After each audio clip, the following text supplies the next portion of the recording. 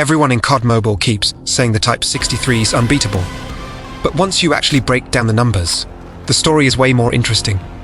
Today we're comparing the SO-14 and the Type 63, not based on feelings or meter hype, but on real stats, real time to kill, and real in-game situations that actually decide gunfights. Let's start with raw damage. The SO-14 hits for 60 damage up to 15 meters, then drops to 52 damage until 30 meters, and after that it deals 48 damage all the way to long range. The Type 63, on the other hand, hits harder. It does 63 damage, all the way up to 28.5 meters, and even beyond that range it still holds 54 damage. On paper, the Type 63 clearly wins in pure damage and range consistency, especially once fights stretch past mid-range. But damage numbers alone don't tell the whole story. Body multipliers change everything. When we talk about real power, headshots matter, because both guns have a 2 headshot multiplier. The SO-14 can one-tap to the head up to around 30 meters, while the Type 63 can technically one-tap to the head at almost any range. On paper, that sounds insanely overpowered, and yes, that's exactly why the Type 63 looks broken in stats. But here's the reality of multiplayer. Hitting consistent headshots beyond 30 meters is extremely difficult. Players are constantly sliding, strafing, and jumping, so that infinite range one-tap potential rarely translates into real results. In most matches, consistency matters far more than theoretical damage. And this is where leg shots completely change the story. The Type 63 has a harsh 0.7 leg multiplier, meaning if your aim is even slightly off, you suddenly need 3 leg shots to kill. That almost doubles the time to kill compared to a clean 2-shot kill, which is a huge disadvantage in fast multiplayer gunfights. The SO-14 handles this much better.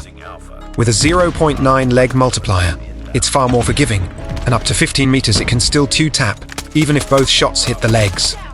That means, even with imperfect aim or close-range chaos, you only need 2 bullets to secure the kill, and that's a massive advantage in real gameplay.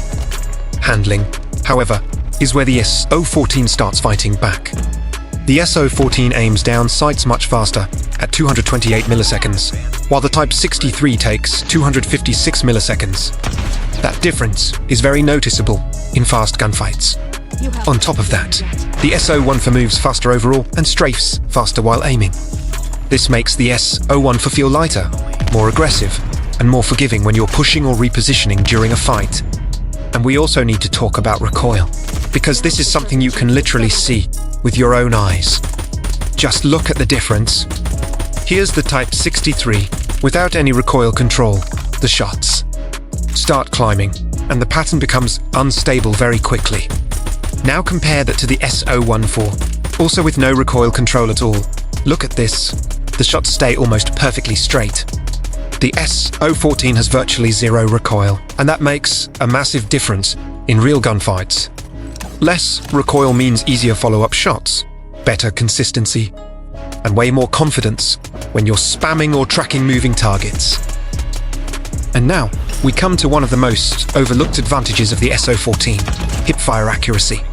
The SO-14's hipfire spread is dramatically tighter than the Type 63 in close-range panic situations where you don't have time to ads.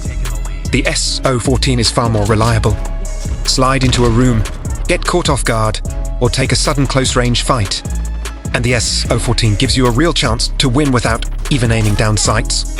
The Type 63, in comparison, has much wider hipfire spread and struggles badly in these situations. Bullet speed also plays a massive role in how these guns feel.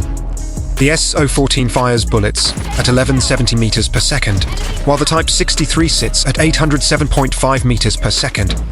That means the SO-14 feels almost hit-scan at range, requiring less lead and making it easier to land shots on moving targets.